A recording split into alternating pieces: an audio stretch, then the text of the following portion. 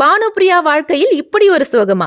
80s 90ஸ்ல ரசிகர்களை தன்னோட அழகாலையும் நடனத்தாலையும் Impress பண்ணவங்க தான் பானுப்பிரியா. பெரிய டான்சரான இவங்களை பார்த்தாலே கலா உட்பட எல்லா டான்ஸ் மாஸ்டரும் நடுங்குவாங்க.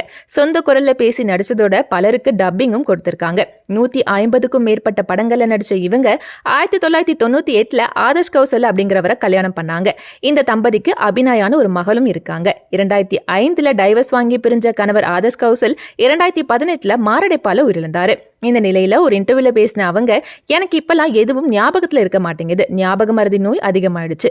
அதனால டயலாக் ஞாபகம் வச்சு நடிக்கிறதுக்கு சிரமமா இருக்கு. சோ எந்த டைரக்டரும் எனக்கு அம்மா உள்ளிட்ட கேரக்டர்களை கொடுக்க தயங்குறாங்கன்னு பரிதாபமா பேசினாங்க. எப்பேற்பட்ட நடிகை, அவங்களுக்கா இந்த நிலைமைன்னு கவலையோட கமெண்ட் பண்றாங்க ரசிகர்கள்.